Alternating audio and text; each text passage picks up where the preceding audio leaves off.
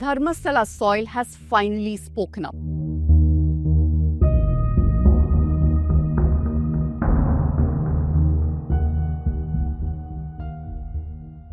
On the third day of digging, investigators have found partial remains of a man at spot number 6 near the Netravati river. This is one of the 13 spots identified by the whistleblower in the case, a former sanitation worker from Dharmasthala. By the time this episode is aired on the News Minute, more digging might have progressed and more skeletal remains may or may not have been found. Which is why in this show, I will focus on what the future scenarios can be.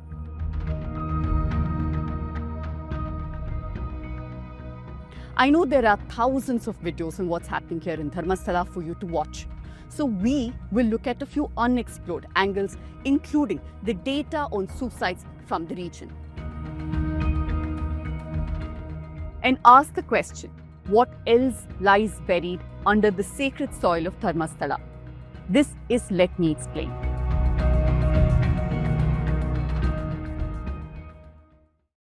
Here at the News Minute, we've been on ground talking to families, talking to sources, police officials, administrators, and keeping you ahead.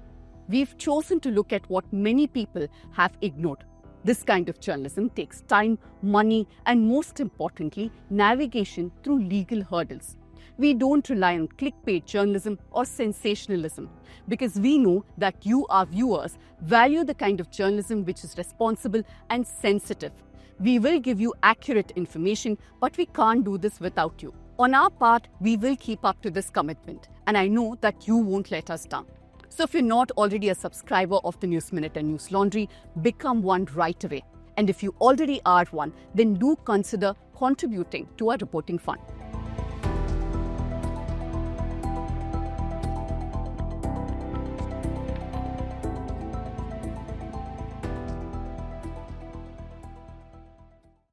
The Dharmasthala probe began after a man who is now being called Bhima claimed that between 1995 and 2014, he buried several bodies, allegedly those of women and girls who appeared to have been sexually assaulted. What the special investigation team did first was to confirm that this man was indeed from the area and that his family had a house here. At the start of the exhumation, there could have been two outcomes. One, if nothing was found, then the complainant, who's the whistleblower, could face serious legal consequences, including a criminal case. But now that skeletal remains have been uncovered, that was just 3 feet under the surface at a spot that he himself identified, his allegations can no longer be dismissed as easily. And over the next few days, if more remains are found, then this case grows more serious. Now, the next step for the investigators is to identify who the recovered remains belong to. And here's the big challenge. A DNA test can only match if there are living relatives to compare the samples with. There are very few missing person complaints from Dharmasthala. The SIT will go through public records, but they're hoping that more people will come forward with complaints. Now, even if there is a match, the investigators will need to determine how this person died. Was it sexual assault, murder, or suicide? And if it is a crime, the next question is, who committed it? It's a painstaking process. This case feels like a tipping point because Dharmasthala has been carrying the weight of these questions for many years now. The people of Dharmasthala have been seeing news reports of bodies being found in and around the temple, particularly at Snanaghatta, the bathing ghat on the river Netravati. Worried by these reports, Somnath Nayak, who's an activist, decided to dig deeper. He filed RTI applications at the Beltangri police station seeking police records. Between 2001 and October 2012, police records show 451 suicides across just these two villages. Of this, 180 people were unidentified. My colleague Anisha Sheth went through these reports, which cover not just Dharmasthala but also the neighbouring village of Ujire. In places and areas around the temple premises itself, in lodges, on the hills and even near the main temple gate, there were 99 suicides according to the police. Of this, 49 suicides happened in and around lodges like Netravati, Ganga, Gangotri, Vaishali, Sharavati, and Saket.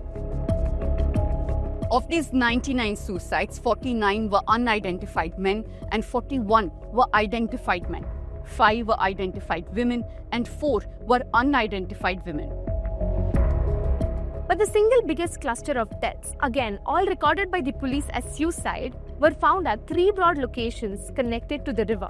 157 bodies were found in and around the Snanaghatta and the river itself. 99 bodies were discovered at the Snanaghatta and in the surrounding forest. 48 bodies were discovered at the Netravati river and 10 bodies were discovered at the Vented Dam. The rest of the 195 bodies were found in other places of Dharmasthala, like in bus stops, and the rest were in Ujire. So, if a total of 451 people died by suicide here over nearly 12 years, that would work out to more than 3 suicides in a month in just these 2 villages. The police and the district administration here have always maintained that Dharmasthala is a place where troubled people come to end their lives. But when you look at these numbers and where the bodies were found, it's not difficult to understand why many villagers feel deeply uneasy, especially because many of these victims were never identified. All these deaths just add to the grim pattern that was never explained completely. ಆಶ್ಚರ್ಯ ಏನಿಲ್ಲ, ತಡ ಯಾಕೆ ಆಯ್ತು ಅನ್ನೋಂಥದ್ರ ಬಗ್ಗೆ ಮಾತ್ರ ಆಶ್ಚರ್ಯ. ಈಗ ಭೀಮ ಅಂತ ಅನಾಮಿಕ ಏನು ನಾನು ಪಶ್ಚಾತ್ತಾಪದಿಂದ ಬಂದು ನಾನು ಹೂಡಿರುವಂಥ ಹೆಣಗಳನ್ನು ತೋರಿಸ್ತಾ ಇದ್ದಾನಂತ ಹೇಳ್ತಾ ಇದ್ದಾನೋ, ಆ ಹೆಣಗಳಿಗೂ ಈ ಉಪಾಧ್ಯಕ್ಷ ಹೇಳಿದ ಹೆಣಗಳಿಗೂ ಅರ್ಥಾತ್ ಸಂಬಂಧವೇ ಇಲ್ಲ. ನ್ಯಾಯ ಸಿಕ್ಕುದಂದ್ರೆ ಏನು ಅಂತ ತಿಳ್ಕೊಂಡು ಹೇಳಿ ಎಲ್ರಿಗೂ ಕೂಡ, ಯಾರಿಗೂ, ಸೌಜನ್ಯರು, ಪದ್ಮಲತಾ ಇರ್ಬೋದು, ಈ ಥರದವರು ಬಾಕಿದಿರ್ಬೋದು, ಎಲ್ರಿಗೂ ಕೂಡ ನ್ಯಾಯ ಸಿಕ್ಕುವುದು ಅಂದ್ರೆ ಏನು? ನ್ಯಾಯ ಸಿಕ್ಕುವುದು ಅಂತ ಹೇಳಿದ್ರೆ ಈ ಎಲ್ಲ ಅವ್ಯವಹಾರಗಳಿಗೆ, ದೌರ್ಜನ್ಯಗಳಿಗೆ ಕಾರಣರಾದವರು ಮೂಲ ಯಾರಿದ್ದಾರೆ ಅವರಿಗೆ ಶಿಕ್ಷೆ ಆಗುವುದು. ಇದರಲ್ಲಿ ಲೆಫ್ಟ್ನವರು ಇದ್ದಾರೆ, ರೈಟ್ನವರು ಇದ್ದಾರೆ, ಕಾಂಗ್ರೆಸ್ನವರು ಇದ್ದಾರೆ, ಕೆಲವು ವ್ಯಕ್ತಿಗತ ನೆಲೆಯಲ್ಲಿ RSS BJP ಅವರು ಇದ್ದಾರೆ. ಆ್ಯಸ್ ಎ ಭಾರತೀಯ ಅಥವಾ ಇದು ಸಂಸ್ಥೆಯಾಗೆಲ್ಲ ತುಂಬ ಮಂದಿ ಇದರಲ್ಲಿ ಎಲ್ಲರೂ ಕೂಡ ಸೇರಿಕೊಂಡು ಒಂದು ಕಾಸಿಗಾಗಿ ಅಂತಕೊಂಡು ಹೇಳಿ ಫೈಟ್ಗಳನ್ನು ಮಾಡ್ತಾಯಿದ್ದಾರೆ. ಕೆಲವರು ಒಟ್ಟಾಗಿ ಮಾಡ್ತಾರೆ, ಕೆಲವು ನೇರವಾಗಿ ಸಹ ಮಾಡ್ತಾರೆ. ಅದರ ಉದ್ದೇಶ, ಗುರಿ ಒಂದೇ, ದಾರಿ ಹಲವು. What Somnath Naik said is true. People across the political and ideological spectrum have been demanding answers for years. Vishnumurthy Bhatt, an activist and former communist, has been fighting on behalf of those families whose members were killed. ಧರ್ಮಸ್ಥಳದಲ್ಲಿ ಕಾಣೆಯಾಗ್ತಿರುವವರ ಬಗ್ಗೆ ಯಾವ ಹೋರಾಟವನ್ನು ಮಾಡಲಿಲ್ಲ. ಯಾಕೆಂದರೆ ಅಲ್ಲಿ ಕಾಣೆಯಾಗ್ತಾ ಇದ್ದದ್ದು ಬಹುತೇಕ ಪಿಲಿಗ್ರಿಮ್ಸ್ ಹೊರಗಿನಿಂದ ಬಂದವರು. ಅತ್ಯಾಚಾರ ಆಗ್ತಾ ಇದ್ದದ್ದು ಕೂಡ ಹೊರಗಿನಿಂದ ಬಂದವರ ಮೇಲೆ. ನಾವು ಯಾರನ್ನಂಥವರಲ್ಲಿ ಸಂಪರ್ಕ, ಯಾವ ರಾಜಕೀಯ ಚಟುವಟಿಕೆ ಇಲ್ಲ. ಈ ರೀತಿ ಅದರಲ್ಲಿ ಎಷ್ಟು ಸಿಗ್ತದೆ, ಎಷ್ಟು ಸಿಕ್ಕುವುದಿಲ್ಲ, ಅವನು ಹೇಳಿದ್ದು ಎಷ್ಟು ಸತ್ಯ ಎಷ್ಟು ಸುಳ್ಳು ಅನ್ನುವುದಕ್ಕಿಂತಲೂ ಅಲ್ಲಿ ಈ ರೀತಿ ಆಗ್ತಾ ಇರೋದು ಸತ್ಯ ಅನ್ನುವುದಕ್ಕೆ ಅಲ್ಲಿಯ ಪಂಚಾಯತ್ ಉಪಾಧ್ಯಕ್ಷ ಕೊಟ್ಟ ಹೇಳಿಕೆ ಕಾಣ್ತದಲ್ಲ, ಅನಾಥ ಶವಗಳನ್ನು ಹೂತು ಹಾಕಿದ್ದೇವೆ. ನಾನು ಕೇಳುವುದು, ಅನಾಥ ಶವಗಳನ್ನು ಹೂತು ಹಾಕುವುದಕ್ಕೆ ಪಂಚಾಯತ್ ಉಪಾಧ್ಯಕ್ಷನಿಗೆ ಏನು ಅಧಿಕಾರ ಇದೆ?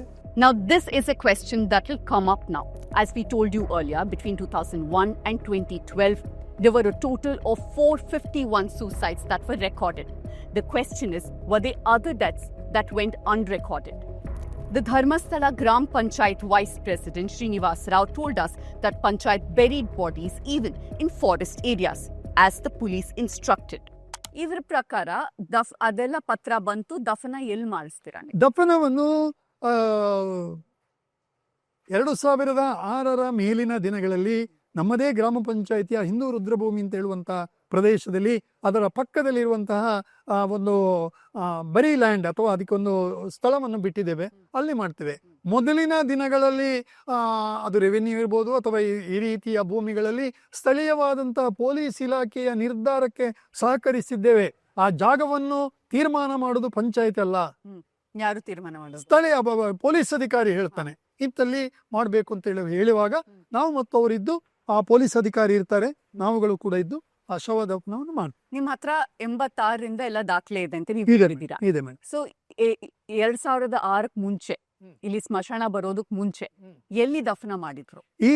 ಈ ವಿಚಾರಗಳು ಕೂಡ ಸಾರ್ವಜನಿಕ ಅಂತ ಹೇಳಿದ್ರೆ ಅರಣ್ಯ ಭೂಮಿ ಅಂತ ಹೇಳುವಂಥದ್ದು ನಾನು ಹೇಳಿದ್ರೆ ಇವತ್ತು ತಪ್ಪಾಗ್ತದೆ. ಅರಣ್ಯ ಭೂಮಿ ಅಲ್ಲ, ಒಂದು ಕಂದಾಯ ಭೂಮಿ ಇಂಥ ಪ್ಲೇಸ್ಗಳಲ್ಲಿಯೂ ಕೂಡ ಮಾಡಿರುವ ಚಾನ್ಸಸ್ ಇದೆ. ಯಾಕಂದ್ರೆ ನೀವು ಒಳಗ್ ಹೋಗಕ್ಕೂ ಜಾಗ ಇರೋದಿಲ್ಲ. ಅರಣ್ಯ ಭೂಮಿ ಆದ್ರೆ ನೀವು ಪರ್ಮಿಷನ್ ತಗೊಳ್ದೆ ಒಳಗ್ ಹೋಗೋದಕ್ಕೂ ಬಿಡೋದಿಲ್ಲ. ಒಂದು ದಫನ ಮಾಡೋದು ಖಂಡಿತ ಬಿಡೋದಿಲ್ಲ. ನಾನೊಂದು ಸ್ಪಷ್ಟನೆ ಒಂದು ನಿಮ್ಮ ಇದರಲ್ಲಿ, ನಾನು ಒಂದು ಸಣ್ಣವನಾಗಿರುವಾಗ ಅಥವಾ ವ್ಯವಸ್ಥೆಗಳು ಇಲ್ಲದಿದ್ದಾಗ ಗ್ರಾಮ ಪಂಚಾಯತಿಗಳು ರಸ್ತೆಗಳು ಅಥವಾ ಏನನ್ನು ನೋಡದಿರುವಂತಹ ಸಂದರ್ಭದಲ್ಲಿ ಒಬ್ಬ ಪ್ರತಿಷ್ಠಿತ ವ್ಯಕ್ತಿ ಸತ್ರು ಕೂಡ ಅವನಿಗೆ ಅವನ ಸ್ಥಳಗಳು ಇಲ್ಲದಿದ್ದರು ಇರುವಂಥದ್ರಲ್ಲಿ ಅದನ್ನು ಮಾಡುವಂಥದ್ದು ಆ ರೀತಿಯ ಪ್ರದೇಶಗಳಲ್ಲಿ ಅವನು ಕೋಟ್ಯಾಂತರ ವ್ಯಕ್ತಿ ಅರಣ್ಯ ಪ್ರದೇಶ ಅಂದ್ರೆ ಆ ರೀತಿಯ ಅದಕ್ಕೆ ಅಂತೇಳಿ ದಾಖಲೆಯಲ್ಲಿ ಇದೆಲ್ಲ ಪ್ಲೇಸ್ ಫಿಕ್ಸ್ ಮಾಡಿರೋದಂತಲ್ಲ, ಒಂದು ಜನಸಾಮಾನ್ಯವಾಗಿ ಫಿಕ್ಸ್ ಮಾಡ್ತಿದ್ರು. ಇಂಥ ಪ್ರದೇಶದಲ್ಲಿ ಉದಾಹರಣೆಗೆ ಇಲ್ಲಿ ಕಲ್ಲೇರಿ ಅಂತ ಇದೆ, ಕಲ್ಲೇರಿಯ ಮೇಲ್ಗಡೆ ಇಲ್ಲಿ ನೇರ್ತಾನೆ ಅಂತ ಇದೆ, ನೇರ್ತಾನೆ ರಸ್ತೆಗಳ ಪಕ್ಕದಲ್ಲಿ ಮಣ್ಣಸಂಕ ಇದೆ, ಅದರ ಬಲಗಡೆಯಲ್ಲಿ ಇಲ್ಲಿ ಗಂಗೋತ್ರಿ ಅಥವಾ ಇದಿದೆ ಅದರ ಪಕ್ಕದಲ್ಲಿ, ಅಥವಾ ನೇತ್ರಾವತಿ ಸ್ನಾನಘಟ್ಟಿನ ಆಸುಪಾಸಿನಲ್ಲಿ. ಇದು ಹಿಂದಿನ ಇದರಲ್ಲಿ ಮಾಡಿರ್ತಾರೆ. This was a revealing interview and it opens up the panchayat to more questions. Even if the SIT does not find more bodies, the panchayat needs to be asked why they buried bodies in forest land. By now you've all seen visuals of this terrain, so you can imagine how much denser and more inaccessible it was around 2 decades ago. So is the Dharmasthala Panchayat claiming that they trekked dangerously to access this land and bury bodies there? And if yes, and if it is forest area, did they take permission from the forest department? The questions do not end here. Were postmortems conducted on all these bodies? What if these people had families who were looking for them? And what if these families come forward today? Where are the burial records to identify them?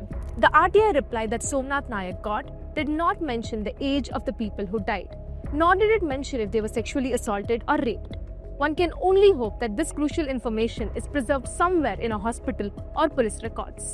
Because even when TV channels and journalists go away, there are many families that have to continue living without answers here. Last time we were here, we spoke to Saujanya's mother. Then there was Padmalata, who was a college student.